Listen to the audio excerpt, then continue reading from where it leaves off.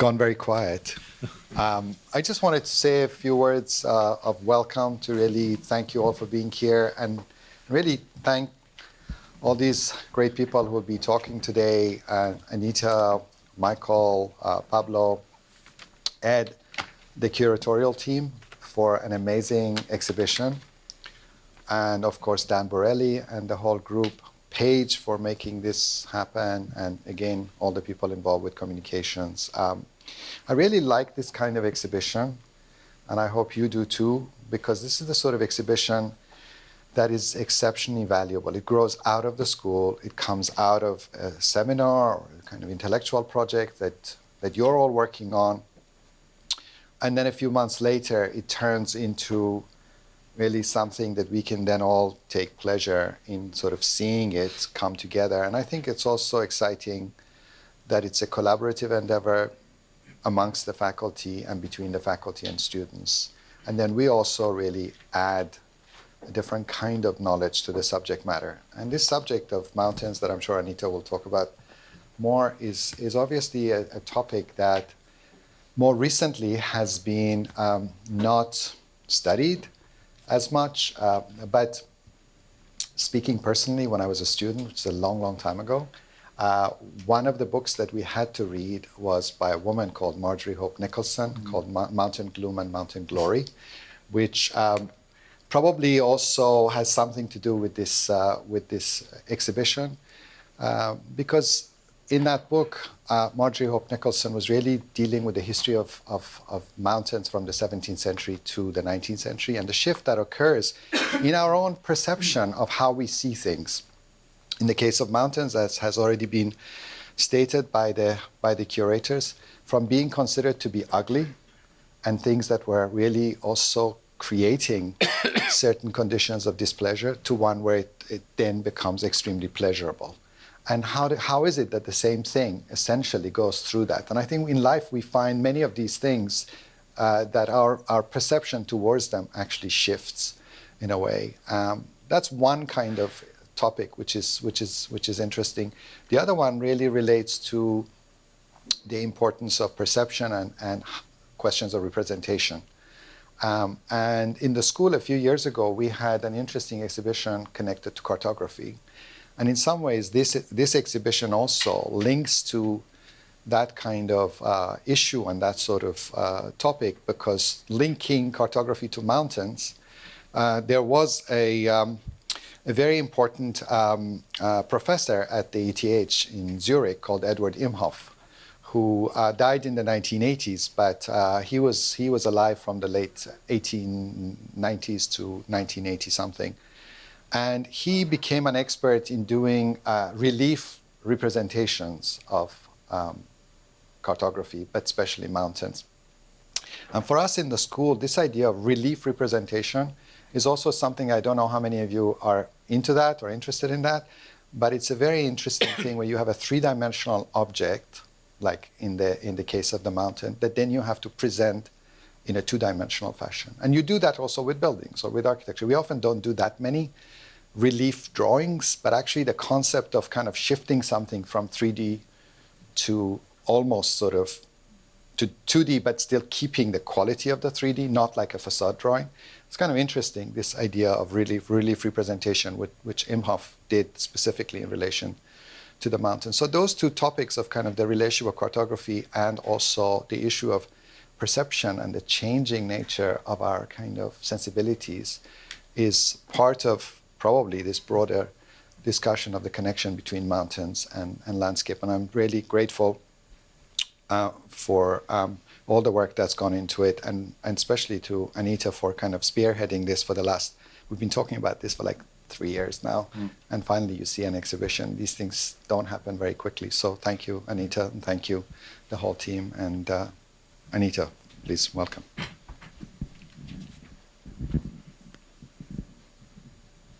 So I'll introduce the speakers this afternoon, but before that, I wanted to thank you, Mohsen, because you've been a great supporter, not just of this exhibition, but the others that we have made in the recent past in the school, especially in the last 3 years.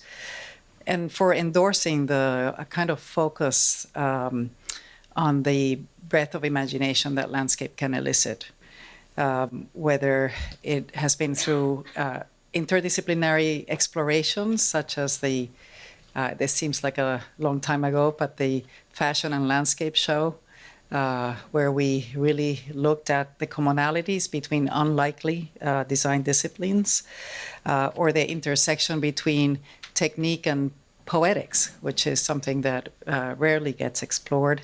And in this case, it was through the work of the Japanese landscape architecture, Toru Mitani.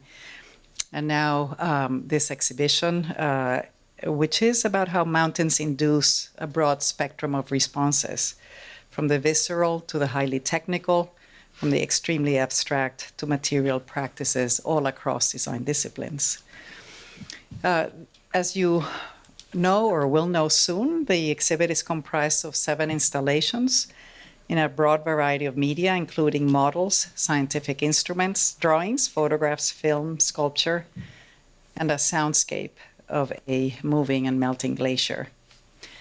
All of these exhibits have been paired with either a studio or a seminar, and they have been collaborative efforts. And this kind of aperture of the school to colleagues and to collaboration across with other institutions really has been wonderful for the students and faculty alike. So thank you for your leadership in all of this, Monsen. Thank you to the curators of the show, especially to Michael, Jakob, who serve as the lead curator, to Paula Sturla, our Kylie Fellow, who helped quite a bit with the details, to the students who assisted in the installation, to Dan Borelli and his staff, and to Paige and Ken in the communications office. It does take a village, and we have a great one here at the GSD. So I will introduce briefly the curatorial team. Each will give a brief 5-minute presentation about what they contributed to the show, followed by a discussion, and I will introduce them in the order in which they will present. It is my pleasure to introduce Michael Jakob, who's been a friend of the school for a very long time. Michael teaches history and theory of landscape architecture at Heppia in Geneva. He's a visiting professor at Politecnico di Milano and at the Accademia di Architettura in Mendrisio. He has published many essays on contemporary landscapes, including a chapter titled On Mountains, Scalable and Unscalable in Stan Allen's Building Landform, which served as the basis of this show. Ed Eigen is Associate Professor of Architecture and Landscape Architecture. His research focuses on relationships between humanistic traditions and the natural sciences and allied practices of knowledge production. He's the author of On Accident Episodes in Architecture and Landscape, among others, and is the co-editor with John Dixon Hunt of the journal Studies in the History of Gardens and Design Landscapes. Martino Pedrozzi is an architect based in Mendrisio, Switzerland. He works in a broad range of heterogeneous themes and contexts, such as the restoration of ruined farmsteads in Skedu, to challenging competitions such as the headquarters of the Swiss Federal Railways. He is the recipient of several prizes, such as the New Alpine Architecture, which he won in 1999 and in 2006. In 2003, he founded WISH, the Workshop on International Housing at Mendrisio, where he is also a visiting professor. And Pablo Pérez-Ramos is Assistant Professor of Landscape Architecture here. His research and teaching focuses on the relationship between design and ecology. His dissertation and current research retraces the genealogy of systems and process-based ideas in the theory of ecology and investigates their mediation with design methods that privilege the legibility and specificity of form. Please join us later this afternoon or early evening at 6:30 for the opening reception in the gallery. Thank you.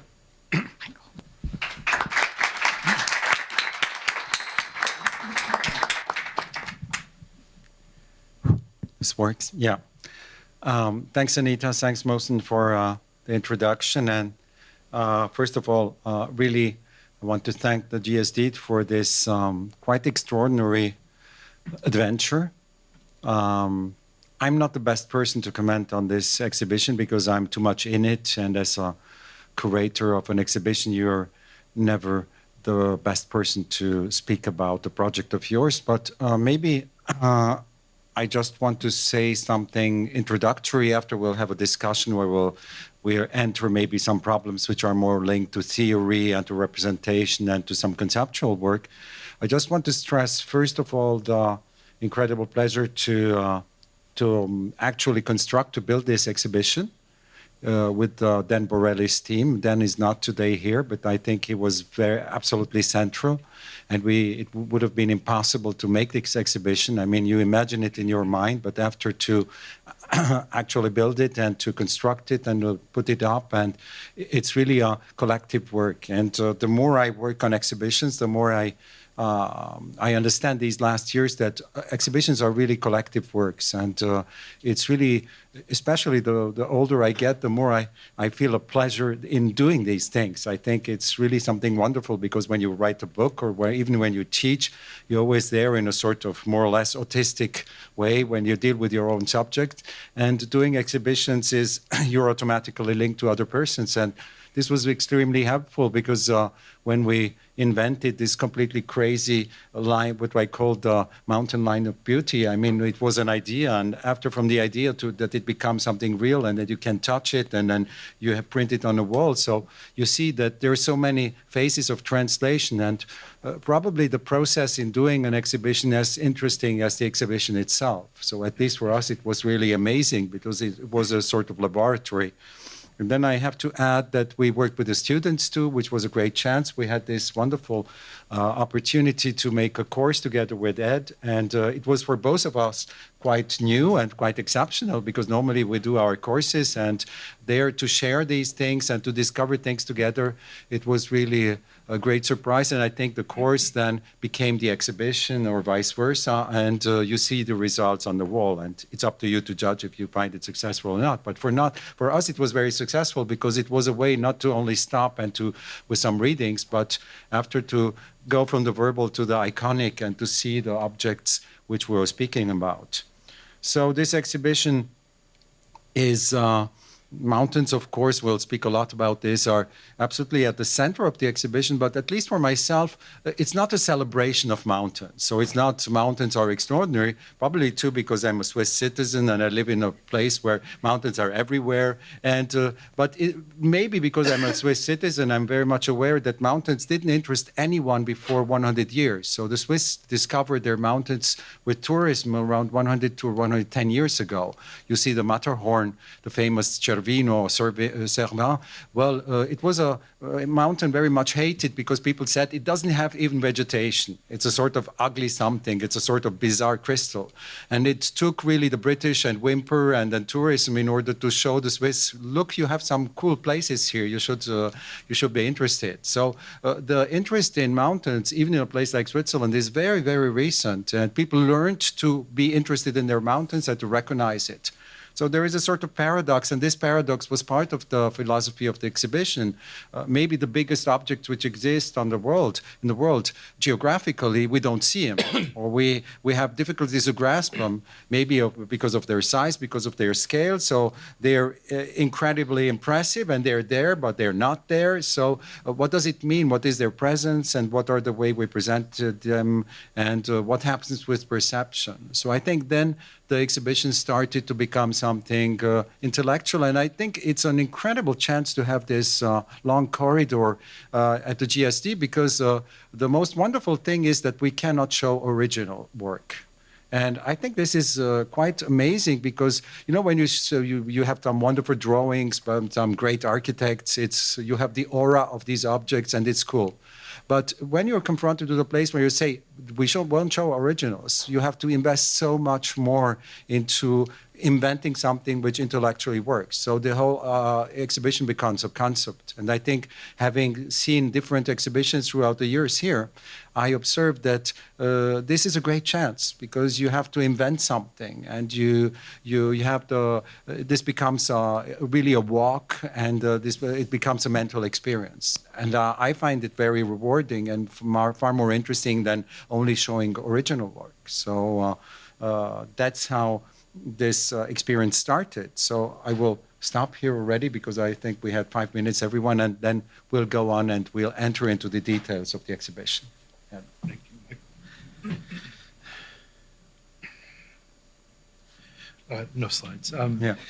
No. Thank you, Michael. These comments are by design very site-specific, and by that I refer to the fact that while there is clear a specific mountain fauna, and we can include among that people like Leslie Stephen or Whymper, I am a creature of the library. I always have been. I'm rarely found out of doors.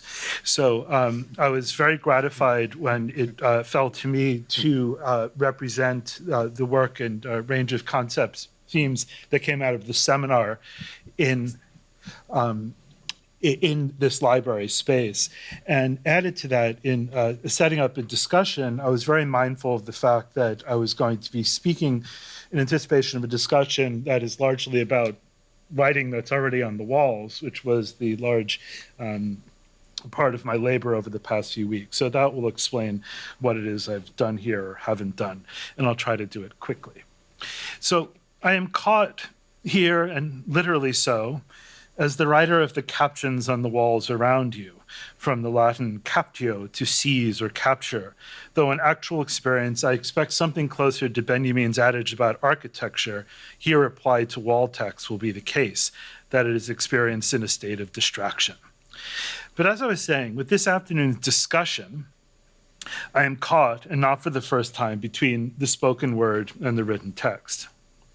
My first thought was the essayist and critic William Hazlitt, one of my great heroes, William Hazlitt's essay on the difference between writing and speaking of 1820, in which he considers the notable and curious disjunction within the very person of the radical British journalist John Thelwall.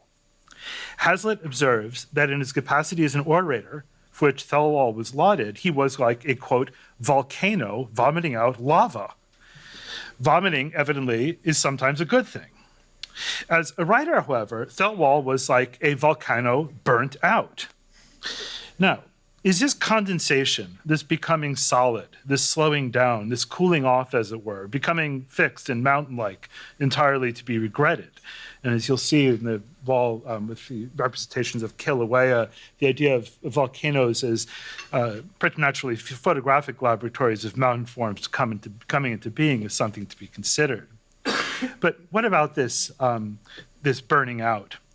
As Hazlitt's friend William Wordsworth, the two wandered the mountain landscapes of the Lake District together, so memorably described in his preface to Lyrical Ballads, poetry is the spontaneous overflow of powerful feelings, kind of like that lava flow.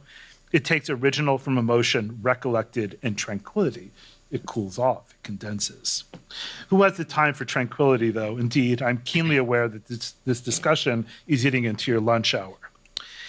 Then again, volcanoes are veritable crucibles of poetry and prose, and I speak here of mountains more generally. Consider Frankenstein, or the modern Prometheus, published just a year or two after Hazlitt mused on vomiting and burnt-out volcanoes. As is well known, Wollstonecraft and her soon-to-be husband, Percy by Shelley, and her fellow inmates of Villa Diodati near Geneva, the house rented by Byron that summer with John Polidori, sought a needed distraction when, as Wollstonecraft described it, the wet, ungenial summer, continuous rainfall kept us inside the house. Byron suggested, we'll each write a ghost story. Well, you know the rest. This was June 1816. The source of the unrelenting estival gloom was the eruption of a volcano. As Charles Lyell writes in his Principles of Geology in April 1815, one of the most frightful eruptions recorded in the history occurred in the province of Tomboro, on the island of Sumbawa, about 200 miles in the extreme east extremity of Java. He continues, here going from the kind of loco-temporal specificities of it to a presentiment of the actual event. The darkness occasioned in the daytime, so day turning into night, by the ashes of Java was so profound that nothing equal to it was ever witnessed in the darkest night. This was the lost summer. That most miraculous literary Airbnb, avant la lettre, the Villa di Reti, also produced Byron's vespertinal poem Darkness, in which the sun itself becomes extinct. And along with Matthew Arnold's darkling plains of Dover Beach, there is perhaps no better forecast of what John Ruskin, the sage of mountain gloom and mountain glory, would call the storm cloud of the 19th century. And some of those atmospherics and meteorics are taken up on the wall. But back to the mountains. Since my diction is not perfect, and blame it on the fate of my birth, I mean that in the sense of deterministic 19th century geography, which is to say I'm from Long Island, I'll take advantage of my inevitable mispronunciation of the name Thelwall to make it refer to the wall, but not in this particular instance, with reference to the passage from the Book of Daniel, which Rembrandt made luminously famous, which is to say the writing on the walls episode. As I said, it fell to this bookish soul, who feels nowhere more at home in the library, to prepare a selection of, from the overall exhibit, representing the themes addressed in the seminar that ran in the fall in conjunction with the exhibit. The focus, see the superscript to the left, was on the meaning of mountains. The wall behind me, well, I wrote this before I knew which way we'd be facing, so bear with me. That way. Follows a trajectory or itinerary between the labors of Hercules to the mission objectives of Apollo, from inner seas bound by mountains to mountains on the moon on the edge of lunar seas. There's a lot of context along the way. I beg you, if you have a few moments to spare, to read the captions. So about the discussion that this is meant to produce. The setting and purpose for this little conversation, and if by setting you allow me the happy but hard one, thanks to Dan Borelli's just extraordinary team, the hard one dislocation of just so many forms, types, and specimens of mountains onto the canted glass roof of Gund Hall, put me in mind of the Gespräch im Gebirge, the conversations in the mountains, Paul Celan's prose fiction of his purposefully missed meeting with Theodor Adorno, which was to take place when Celan was in Sils Maria in July 1959. The failure to meet had to do with the exception Celan took to Adorno's claim that after Auschwitz to write a poem is barbaric. I cannot begin to outline the complexity and/or the humor of what ensues in this dialogue, except to suggest, based on John Felstiner's sure-footed research, a genealogy for this Gespräch. There is, of course, also Sprache Zarathustra. Written by Nietzsche, was also in Sils Maria. He writes, when Zarathustra was 30 years old, he went into the mountains. And in the background, so to speak, was Franz Kafka's Excursion in the Mountains of 1904, which Celan had translated into Romanian. And then there is Martin Buber's Gespräch in den Bergen, Conversations in the Mountains of 1913, in which he expounds his I, thou thesis. But behind all of this, and this is from my dear friend and colleague here, there is Georg Buchner's novel Lens, in which, that is, Jakob Michael Lenz, or rather Buchner's Lenz, the friend of Goethe, goes wandering and hears the voice of the mountain. Which is to say, when we attend to mountains, there's much to be heard, there's much to be learned. And in as much as I wanted to have this array of visual images on the wall that kind of track these thematics, I also wanted to represent the tenor and the passion of the seminar, which was about, it's talking, it's speaking, it's almost therapeutic, it's working through mountains. What do we have to say about these things? So finally, one of the things I was most surprised about over the course of the seminar was how much work gets done of the deep thinking sort, as it were, while traveling over and through mountains. And in opening this discussion today, I'd like to, how should we say, keep alive the spirit of that enormously rewarding seminar as we introduce and open up a discussion about these artifacts. Thank you.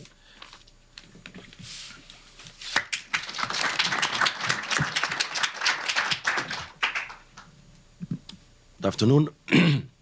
Thank you very much, Michael, for this invitation and to the GSD. Needless to say, I'm very honored to be here. I will explain today what is behind the the pictures that the section that concerns my work in the exhibition. It's a work about the heritage of the cultural heritage, architectural heritage in the mountains of Ticino, high mountains in the north of the canton, that used to be inhabited until mid of the last century. You see in the, I don't know if I can use this, no, probably not. Anyway, in the bottom of the valley, there are a couple of villages that used to be inhabited all year long until 60, 70 years ago. And then, because of the transhumance, the persons would walk in the summer along this path that can be seen on the left of the picture, up until 2,000 meters above sea level, where small shelters, huts in dry stone were existing, and they were living there for a week, for 3-4 weeks during the summer. So this is the same valley, Valle Malvaglia. You see all these lines are footpath, and this demonstrates how dynamic and how active was the people's traffic in this valley. These were the villages on the valley that were inhabited, as I say, all year long. And during the summer, people would go up at 2,000 meters above sea level, above the level of woods. You see an old lady here that it's doing exactly this movement, going up to the pastures at high level. So this is what you have when you arrive up there at 2,000 meters above sea level. You see these little spots on the bottom left side of the image and also on the top right side of the image. They look like this when they are still, existing. And these are very fragile objects that they are no longer used, of course.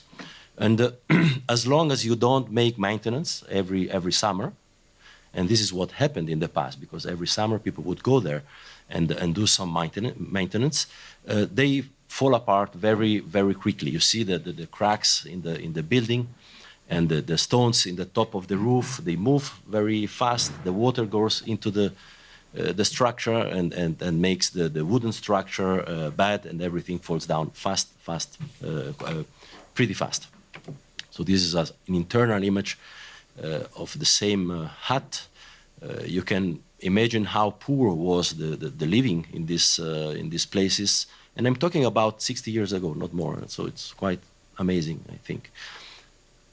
And in many cases, when the maintenance is not done, this is what happens. So it's just the ruin. So the problem is what to do with this type of construction. We have, when we have to deal with these structures, there are many options, many possibilities. We can have to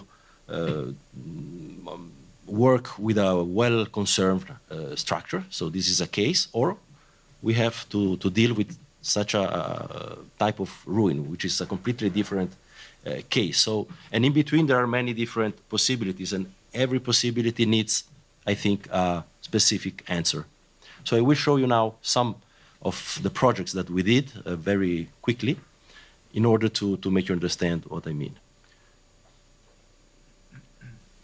For example, this was in a very good condition. Maybe you cannot tell from the pictures, but it's a very good condition. The walls very straight, the roof still very good, and the wood as well. So we could just make a sort of internal work internal architecture, more or less. And this is, I would say, the simplest case. When you have to work with such a good structure and good conditions, well, it's not so problematic. It's not so difficult.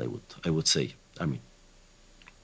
So we just put this in the middle of this space in front, a core with a very simple kitchen, bed, bench, and that's it, more or less. I show this picture. That's me in the front, because I know we have many students here, and this is a picture of when I was their age, more or less, 20, 25. And also to say that all of these works were done as well with my direct implication, not only because of necessity in some cases, but also because I think that doing things directly, it's also a way of researching and understanding things. And so this is a second case. A still existing building, but in a very, unstable condition. So of course, here we couldn't not make just an internal work. We had to do something more. And what was the decision here was just to take all pieces aside of the building and redo it, exactly in the same place, replacing the pieces of wood that were damaged, making, all the changes. For example, the front stairs, of course, had to be rebuilt, but like all the building had to be rebuilt, but just in the same place and using everything that was usable still in the same construction. And the fact of using and reusing the same materials for making new structures, new buildings is something very typical of these areas where nothing in the past were just thrown away. So here you see a picture of doing what I just said. You see some new elements on the bottom, new wooden elements on the bottom, existing elements above.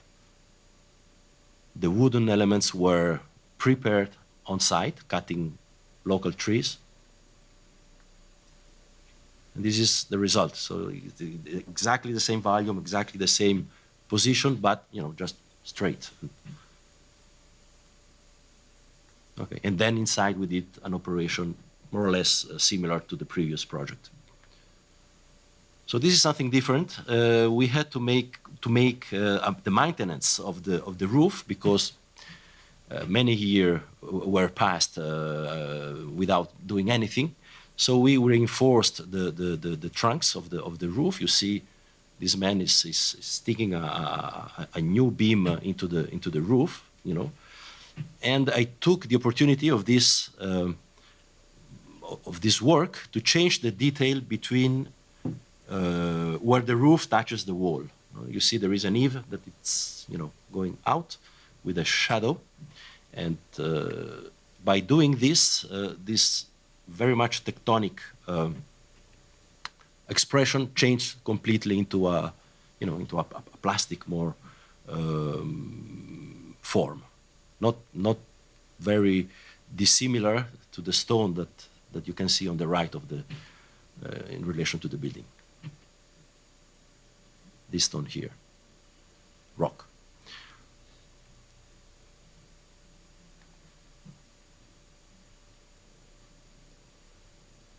So the roof was not changed. I mean, it's still the same roof, but we just changed, the detail of the touching between roof and wall. So what happens when you find a ruin like this? This is the last and I would say more radical situation. Of course, you could rebuild, you could do something new, you could, which is not allowed, by the way. So when we saw this ruin, now we didn't have a client, of course, we didn't have anybody telling us that we should do something with this ruin. They're just, in the valley and abandoned like you see them. We just thought that by taking the stones that are outside what remains of the wall, you see that the wall is still existing, a little bit of the wall, on the perimeter, which is very small. It's maybe 3 by 3 meters, so 3.5 by 3.5 meters. This wall is still existing from 20 centimeters to 60 centimeters, maybe less. So we just took all the stones that were outside and we put them inside. And this was an operation that took not many hours. I did it. This is the really first one, Recomposition, as I called them. It was done by myself and the photographer. He took the previous pictures in the morning, then we did this work, and in the afternoon he took the second picture. And it's a way, I think, of restoration as well. You know, it's really much restoration of the public space, because these spaces are public spaces. They are inhabited spaces. Many human traces are existing on these areas, even if they look very much, wild. And so it's the restoration of the public space, and at the same time, it's the cancellation, can we say that, of the private aspect of the building. You know, the space is no more there because it's a full form. So, but it's also useless to have a space because there is no use anymore of this building. So we just canceled the private aspect of the building, of architecture, if we can say, and we restored completely the public aspect of architecture. So what is around the volume as a reference point in the landscape, etc. And it's also a way of closing this civilization, if we want, that was just not many years ago, as I said, just abandoned, and quite fast. In maybe 10 years, everything just stopped, and and people still feel a bit sorry and for these ruins in the area that didn't have sort of, or this civilization, modern ruins, the ruins that represent the civilization that just ended like with no end, with no real end. So this is a sort of ending a story, and opening a new one, different. So we did some of them. It was very interesting to me, understanding what would happen in the space between the two buildings, the one existing and the ruin. A sort of primordial urban space. And this is a much bigger scale. It's on the exhibition, this picture. You see that the space between the buildings, the public space, sort of little streets, squares, etc., are not there anymore because of the invasion of the stones and after our intervention. So this is a small homage. I'm not doing this by myself, of course. So it's a homage to everybody's helping me, students, but not only colleagues, friends, etc. And this, what you saw until now, it's also about gravity. It's bringing the building to his lowest potential energy level. It cannot go down more than that. So it's about gravity. And this object that I designed and I produced with the Werner Oechsling library in 20 pieces, it's just about gravity, it's a sort of faux mountain, a personal faux mountain, if you want. And the specificity of this object is that the pressure, the average pressure at every level, it's always the same. So if you have a Greek column here in this space, the marble on the top, it's very little under pressure. The marble on the bottom is very much under pressure. So the pressure goes bigger and bigger. And the shape of this form, that ideally should be infinite, has this particular character, that it's always the same. So it's like floating somehow. So this work on heritage in the mountain of Ticino is something that I brought also to my academical and to my didactical activity in Mendrisio, when I was asked or invited as a visiting professor 3 years ago. I decided to carry on with this work with the students. Every semester we did, some intervention. I think it's really, something that for the students can be, very useful. So this is a recomposition that we did in Quarney with my students 3 years ago. Then the year later, we went farther, not only recomposing ruins, but we identified this little stable that was about to fall apart, but not yet, and we took all pieces apart as a sort of analysis by decomposition of the object to really understand how it was made, and we made a recomposition with its pieces. So.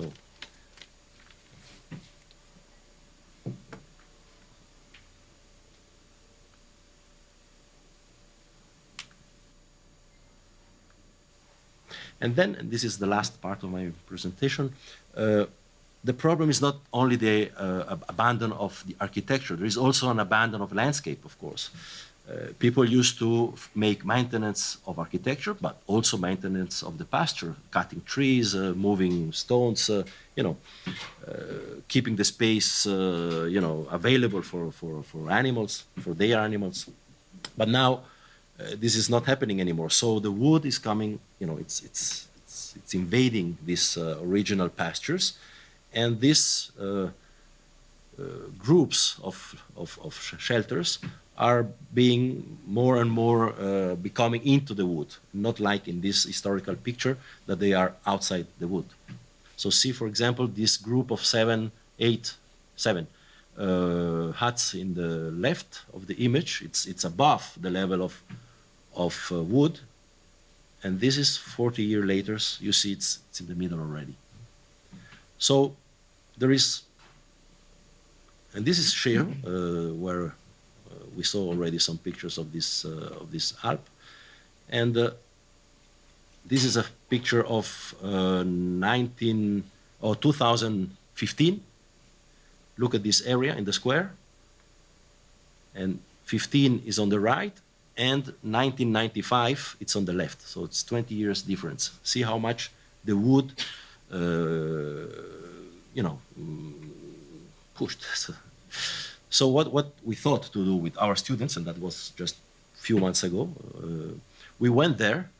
We made a survey with a drone, very precise, of the area, in order to have all the contours level. We identified one contour level, which is the 2000. By coincidence, it's really at the right place. So this is the 2000 contour level, and then we decided to cut the trees, all the trees from the 2000 line under. So this is the previous situation. This is the 2000 line. The picture is taken exactly the same level. And this is what we did in 4 days of hard work. and then, of course, so this is also a way of,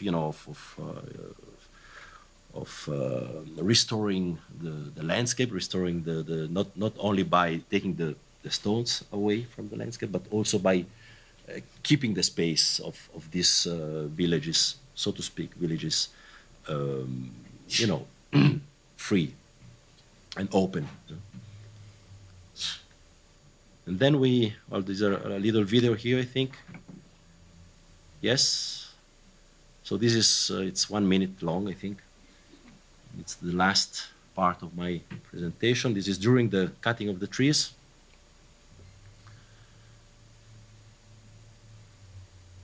And then we brought down the woods. It was cut, the wood.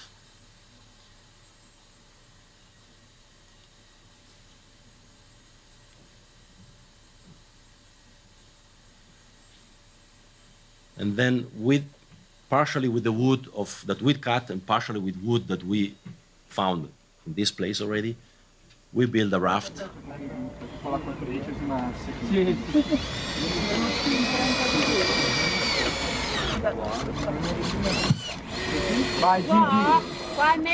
source, the water, the lake. And then we went. This is the Lake of Lugano.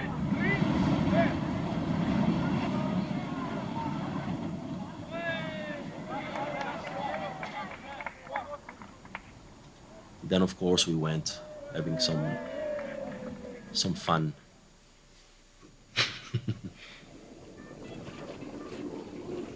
Some even took a bath. It was quite cold. Thanks.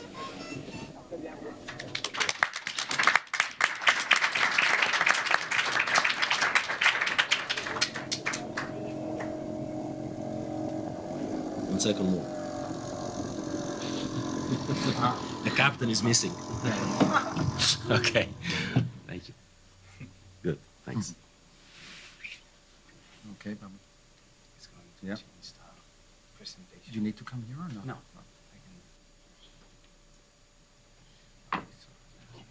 Sorry. Yeah, so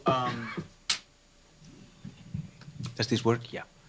So I'm going to be talking about a different chapter, which is the one that we've called the Mountains Lines of Beauty. And I will devote 5 minutes to talk a little bit about the making of that chapter, its ambitions and technicalities. So it's it's called the Mountain Lines of Beauty. As you know, the idea of the lines of beauty is inspired by the 18th century painter and critic William Hogarth, who put forward the proposition that serpentines, S-shaped lines, offer higher aesthetic pleasure, higher variety, and therefore aesthetic pleasure than straight lines. As Ed Eigen suggested in one conversation during the preparation of this, it's interesting to see that the original line of beauty, this one, is mysteriously entombed in a pyramid itself, a form of a false mountain, as the exhibition outside proves. We've applied this idea of the line of beauty to several of the planet's mountain ranges. Yes, so with the invention of the development of panoramic painting during the 19th century, we see that this idea of the line of beauty was extrapolated to the drawing of different panoramas, of different sections, different stretches of different mountain ranges, primarily during the 19th century, as this example of the profile of a section of the Alps by the printer Vallardi. And basically what we've done here is to extrapolate this idea of the panorama of from the mountain to the mountain range as a whole, and we've created like this composition of not mountains but mountain ranges which become the object of the study in a way. So this is basically the panorama that you see outside.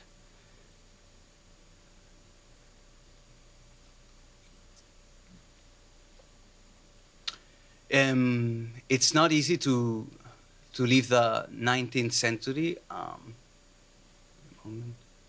without also mentioning the work of Humboldt, who also did some work on mountains, of course, and he used the idea of the mountain actually as a synecdoche of a universal order in which some see the very origins of ecology itself. It's particularly famous of his work, this representation of the Chimborazo, with all the different technical measures that he took, trying again to understand in the object of the mountain logics, environmental logics that transcended the object itself.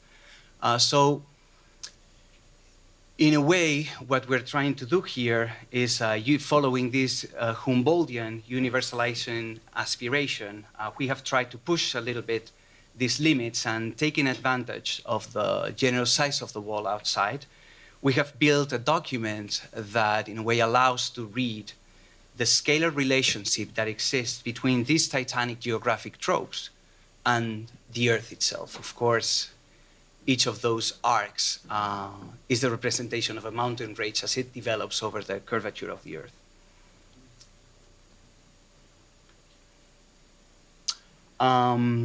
We have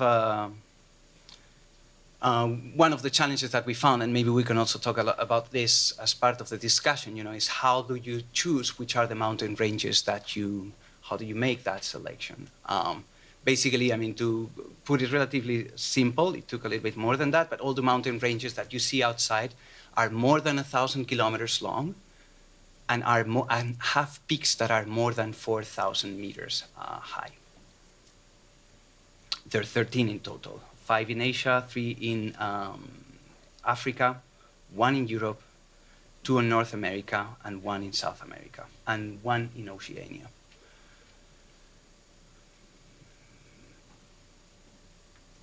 So some of the things that you will see on the wall are basically, I mean, you will see we've written the dimensions of different elevations, of course, by those different parallel lines and physical distances, horizontal or along the curvature of the Earth.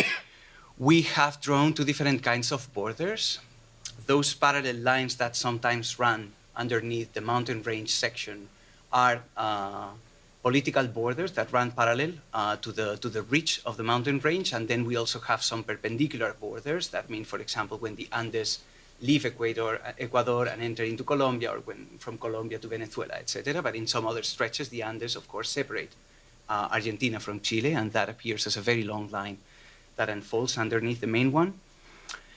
We have parallels and meridians, which are those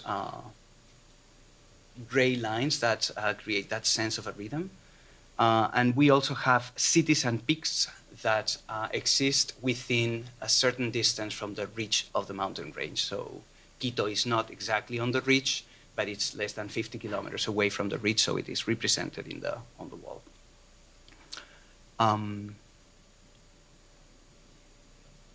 So just a little bit about how this work was produced. I want to mention the incredible help of a GIS spatial analysis from Spain, a colleague of mine, Gustavo Romanillos Arroyo, and also of mine, Shanton Hai, a recent graduate of the GSD, who've been essential in the development of this work.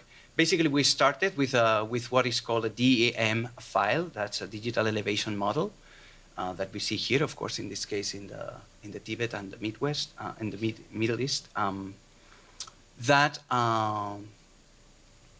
we use to make a few GIS operations, the most important one of them probably being this one, which is a very, a non, how do you say, a non-evident, I mean, it's not very legible what this operation produces, but basically this is analyzing by pixels the flow direction of the water upon this topographical profile. So basically that allows us to get to the conclusion, and we also made some slope analysis, but that drawing that I was showing, let me go here. Yeah, so this non-evident operation, which shows the different flows, basically the water is flowing in 8 different directions, north, south, east, west, and the 45-degree angles that exist between those coordinate points, allows us to construct the basins, the ridges that construct the different water basins that drain into the ocean. And we were trying to use these lines. I mean, the goal was to extract the planimetric lines from which we would derive those sectional profiles. Which are those lines? That is not an immediate operation, so we use this idea of the basins to construct most of those lines. Of course, sometimes using some slope analysis as well. And there we go. Those are the lines that from which that came. And here we added some of the peaks, the cities, and the graticule of the parallels and meridians. And then we decided, it was also a not direct, not an easy decision to actually not just print these very precise images on the wall, but actually create a mural in a kind of a Sol LeWitt manner, I guess, which was a titanic effort. It was like 10 days of work. And I want to use these images also to thank Dan Borelli and all the team in the exhibition, in the GSD exhibitions department, and also some of the students, Melissa, Carson, Isabel, who've been super helpful in making this happening. Basically, it was done by projecting the file onto the wall and using the graticule to trace the specific places where these lines should be drawn, and doing an incredible work by tagging and making sure that things were going to be placed in the right place, and that we don't put Chimborazo or in a different country to which it belongs, and we create a political nightmare here. Who knows? Yeah. So that's basically it. Thank you.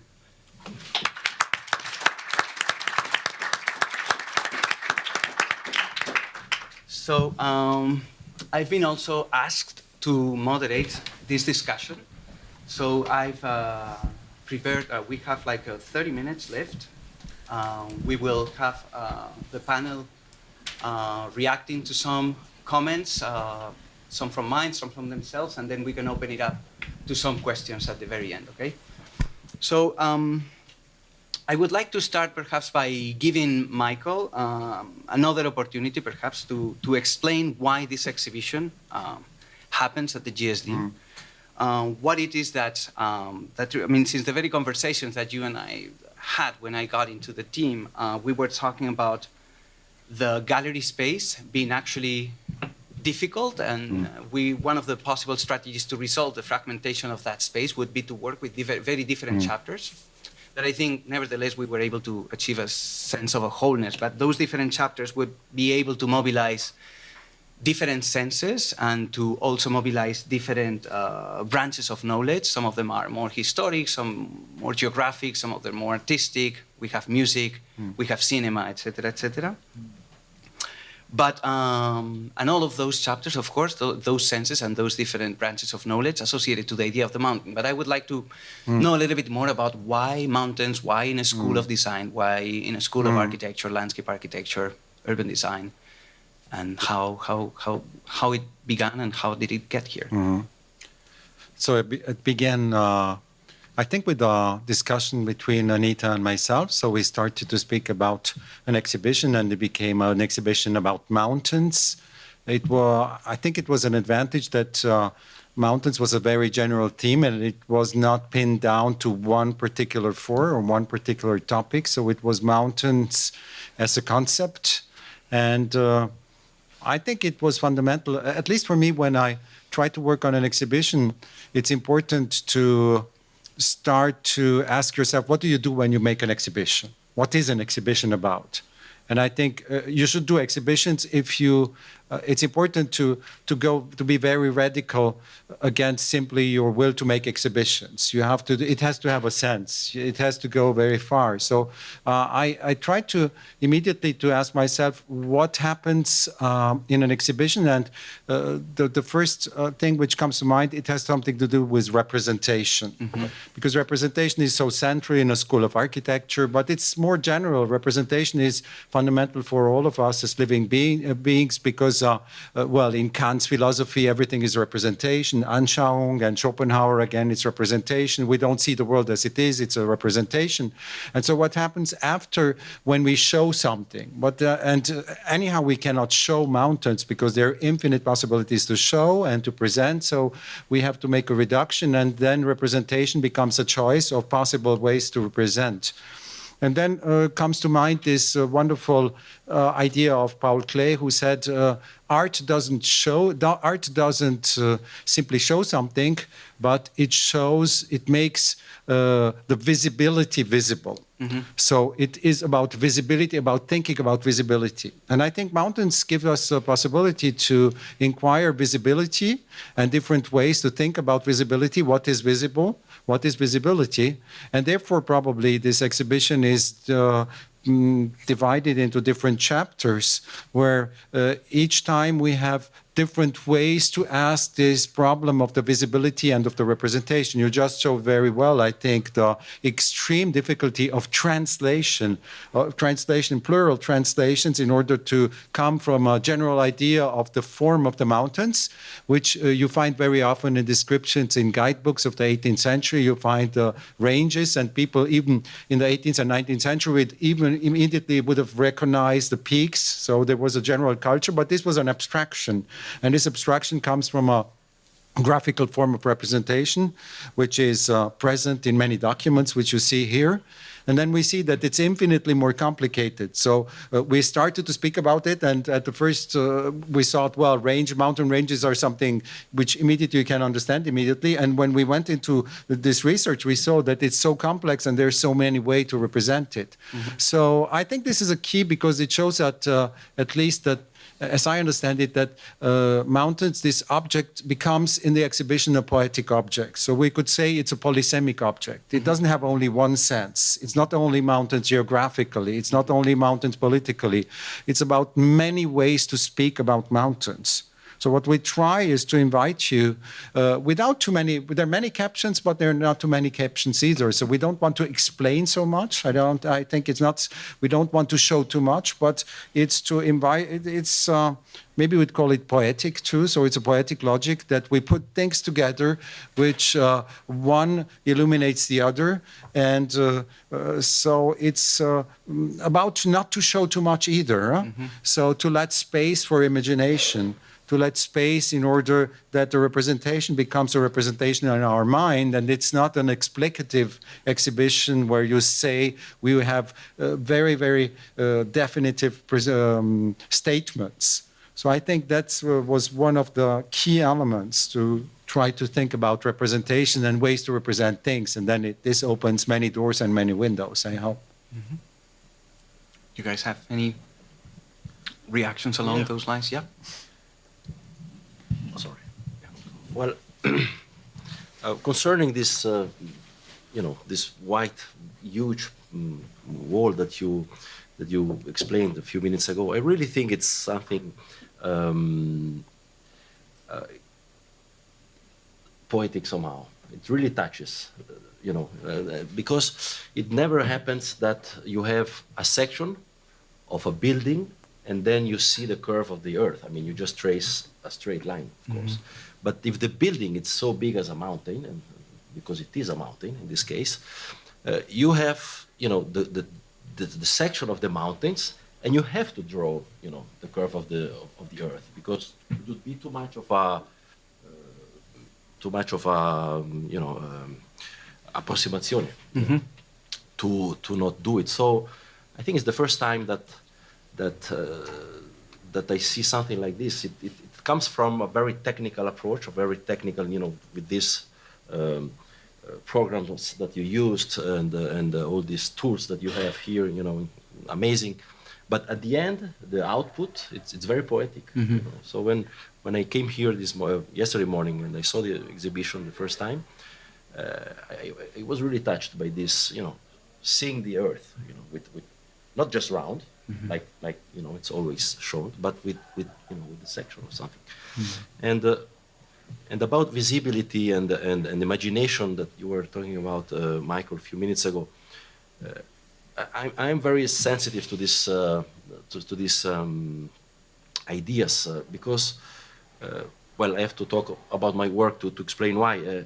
These two pictures that I always show of the previous situation and of the situation after the intervention, it's not just to show what was before and what is after in a very didactical way, but it's also to make people think and imagine what happened between the two pictures. So without making a video, which is too easy, and less poetic. So. I'd just add quickly, with respect to Martino's commenting on Pablo's lines, that's one of the most dramatic elements of the representation, the curvature, and the riddled surface of the curvature. And it makes me think of, and this is partially referred to elsewhere, but, when Galileo discovered the so-called mountains of the moon, well, they really are the Apennines of the moon, it was because of the outline when he saw the crusting moon, and that riddled outline, the riddled curvature.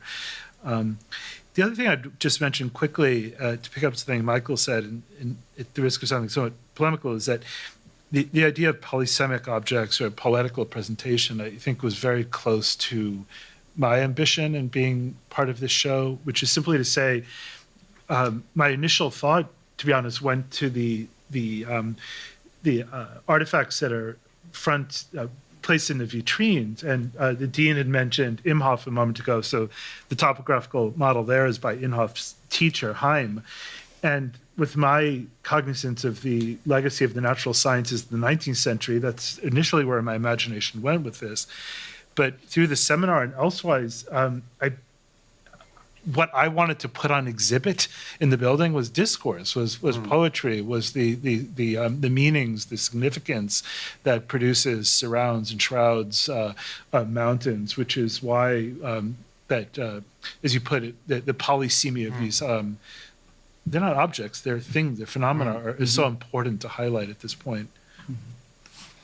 Yeah, in that, I mean, in that sense, I guess, I mean, the mountain becomes an archetype, becomes a symbol of meaning. I mean, the way architecture, I think the False Mountain section proves very clearly that the relationship of architecture and mountains is in many senses a very relationship of semiotics. We see in the exhibition a very wide range of different cultural meanings and significances that mountains have held over time, from places of divine punishment to threats for humanity to sacred places and objects of admiration. But at the same time, architecture, in trying to achieve that semiotic relationship, also uses different forms and different techniques. We see some of the objects that are, using trigonometry to try to represent a mountain. In the case of, for example, when we think about how to build a mountain, right, which was one of the main topics in the seminar, how to build a mountain. We build a mountain through Euclidean geometry. We build a mountain through trigonometry. We build a mountain by just pouring stuff on the table, and then we see the process of how that mountain was built rather than the final form of that mountain. So it's not only the meaning, which is the semiotic layer, but also the constructive layer, the how the form of that mountain is produced and what is the technique that allows for that form to be constructed. So I wonder if you want to also make a comment in this direction from. Yeah, well, it's a very complex and huge topic, but because we spoke about reliefs, the object you see there. So for us, it's just a strange object coming from a museum-like place. We touch it, maybe would like to touch it, but it doesn't speak anymore. But inside, we have sedimented mountains of human intelligence and of history of mathematics and of geometry and of observation. And if we start with General Pfeffer, who was a Swiss general who worked for the French and who became a marshal, so one of the head of the French army, and then he came back to Lucerne, and he spent 20 years to build the first relief of the Alps. And he used mathematics, the most advanced mathematics of its time, in order to build it. And then it became a secret object because it had military interest, of course. And then it became an example for other builders of reliefs. So if we take these objects, they're just a visible sign of an incredible human adventure which really took place in the mountains. And so these, we could call it, maybe we could enter it in the wide range of what we call faux mountains, which take very different forms. I think this is fascinating because, of course, these are, at the same time, it's an architecture. It's a built object, it's an artifact. And so what is the link between these architectures and architecture altogether? And I think there you spoke about discourse. I like particularly this wonderful drawing by Robert Smithson called A Heap of Language, where he shows, and you have Babel inside, and you have many other things. And this sedimentation, language is always something which, it's like these French cakes, which we call millefeuilles. So we have so many strata inside.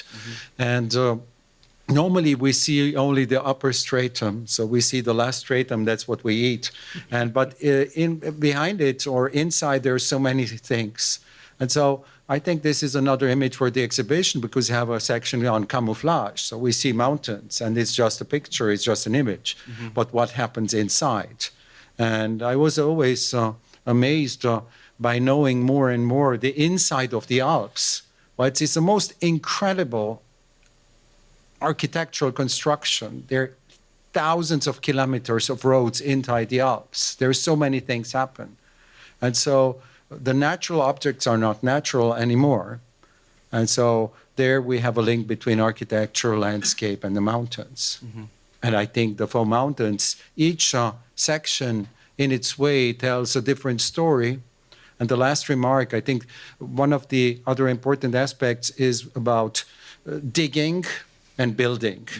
which is so fundamental. Think of the Renaissance. The Renaissance is born because people start to dig Rome, and they unearth things from the past, and these things become the new present of 15th and 16th century Rome. So we have always this negative and the positive. And I think the Four Mountains section speaks about these things. And probably construction is always, and even landscape architecture, which is an important part. Because think of Sørensen. Huh? He is one of the first who says, we don't have to evacuate what we use, but we have to build artificial topography on site. So I'm very interested in this dialectical movement. And one of the last projects Robert Smithson wanted to do is in Bingham copper mine which was then the hugest copper mine in the world. And he wanted to make an installation to show that this cone is actually the other of everything which is built, which is basically Dante's lesson when in the Commedia, he goes down into Inferno, into the hell, which is a conical negative mountain, and then the positive part, purgatory and paradise, become built mountains. So I think these things are somehow coming together. And I think this speaks to every architect, because how do we start our work? And what do we do with this earth? And how do we integrate it or not integrate it? And it's again links to Martino. I mean, well, we saw it just before. What happens I think this is the word metaphor, metapherein, transport, but it has to do something with this.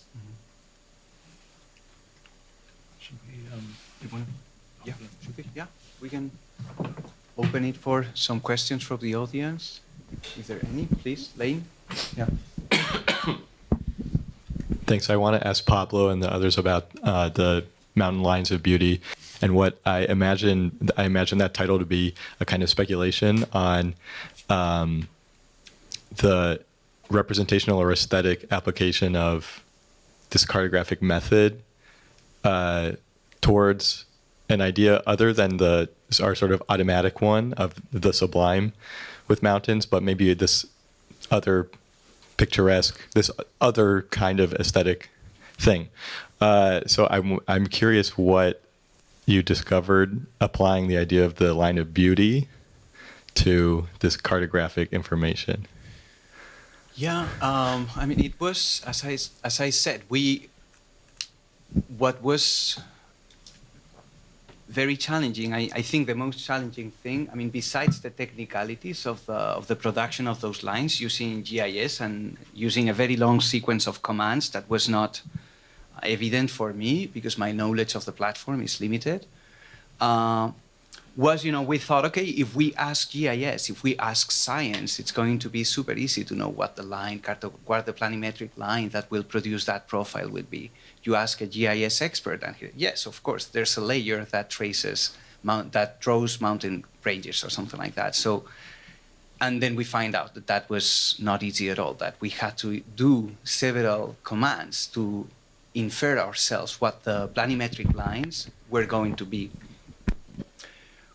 So it's an speculation in the sense that we had to guess maybe you find some universal geography books of the 19th century which tell you, okay, the Andes begin in this particular village in Venezuela or whatever, but that is when you begin to study those digital elevation models, you realize that, the end of a mountain range is not an easy thing to place.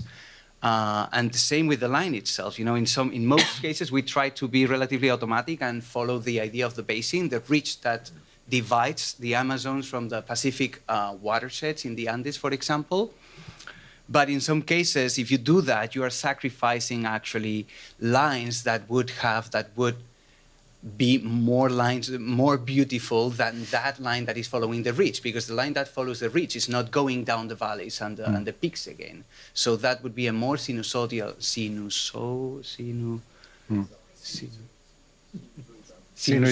line that would have more inflections, more valleys, more peaks, etc. So you're sacrificing the beautiness of the line by following certain criteria. So I guess we learned that science is, of course, not unambiguous. Yes. Yeah, maybe we can add that this is a provocation.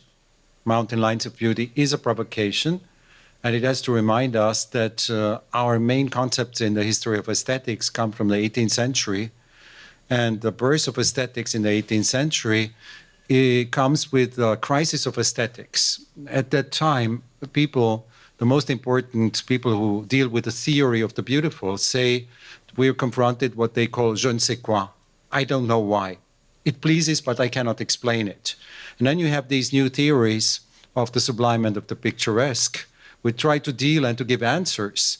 And Hogarth is a part of this new movement where he tries to say, well, these are forms which somehow almost naturally please us because they are irregular. So this is an aesthetics of the irregular, which is invented in the 18th century, because for classical aesthetics, it's just the opposite. Non-regular forms won't please because they're not beautiful.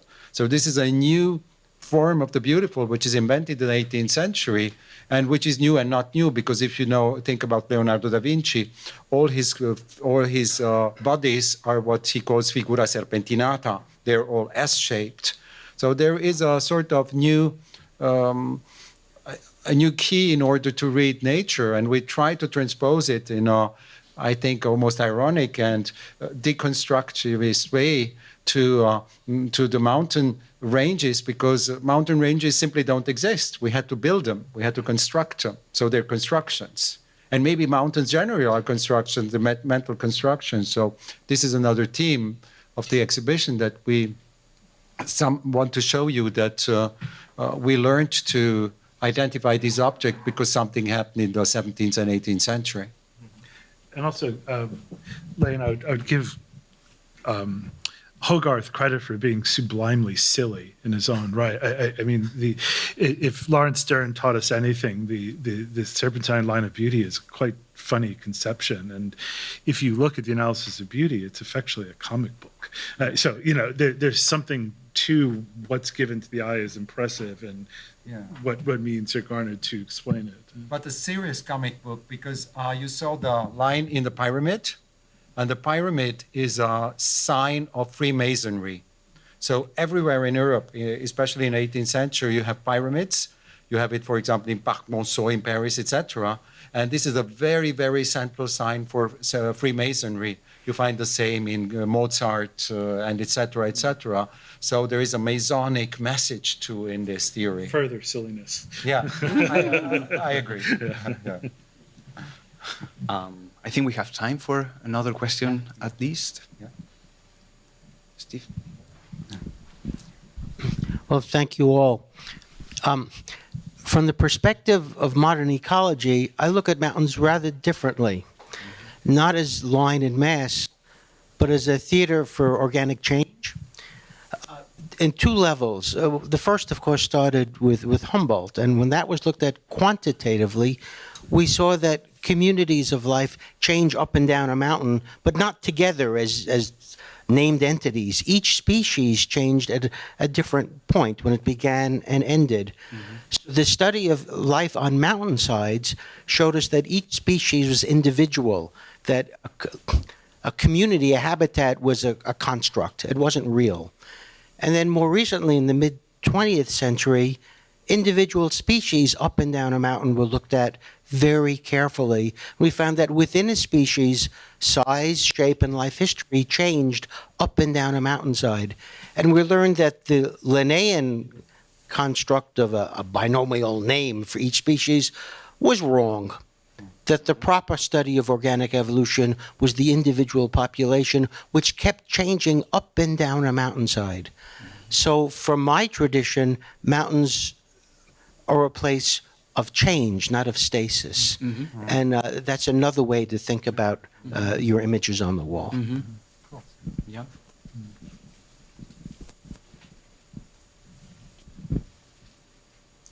Any last question? We have 4 minutes, please. Yeah. Just because the main part of the title refers to mountains and the second part, the rise of landscape, I think it would be very interesting if you have some reflections or thoughts about the relevance of the exhibition to current practices, and why would we look at mountains in relation to to contemporary landscape practices. I think it becomes clear when that those different approaches that we have to that we look mountains, despite their size or despite their their dimension. I think we have an approach to mountains that is the same as we have to any other form of landscape. In a way, we admire mountains, but we devastate them. We look at them as sacred places, as places of fascination, but at the same time, we empty them. We exploit them. We look at the glaciers, for example, and we see that sound of the glacier with the image rotating, and we don't know if that is the sound of the glacier as it moves or as it melts inevitably.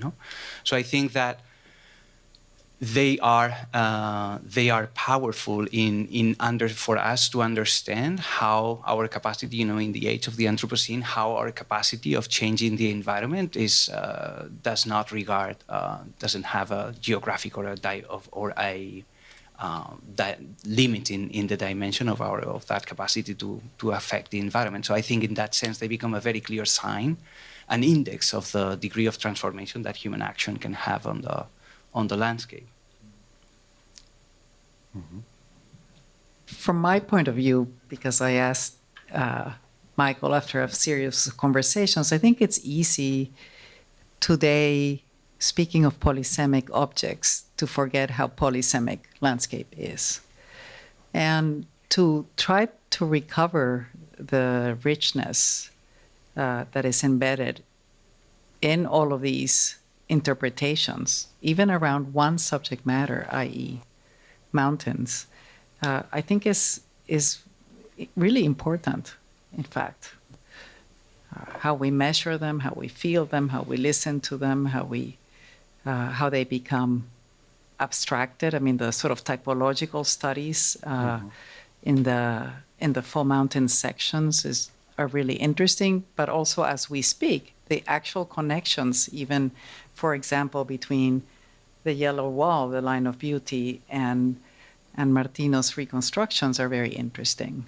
So I think to have an exhibition partnered with a seminar where faculty members from very different, let's say, traditions and forms of working come together to expose this polysemic nature of landscape itself, I think was what interests me about having this show at this moment.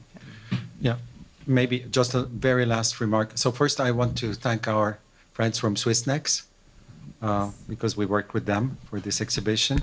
And then for your observation, something which we should never forget, that there is a very important moment between the 17th and 18th century when actually the world landscape changed sense. And for 300 years, the sense of the world landscape was painting. And then it becomes landscape experience. And the first time that landscape experience was used, the object were mountains. So mountains were really, in a very direct sense, a laboratory where this change took place. And we are still the result of these changes.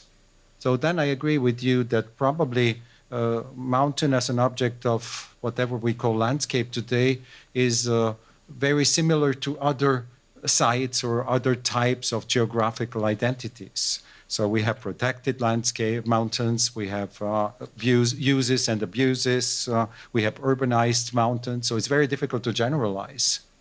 But I would remind rather this fundamental fact that that's why we have so many objects there and which tell us stories about how we actually built the way we interpret the world today, thanks to what have been done throughout the centuries. Okay. Thank you. you.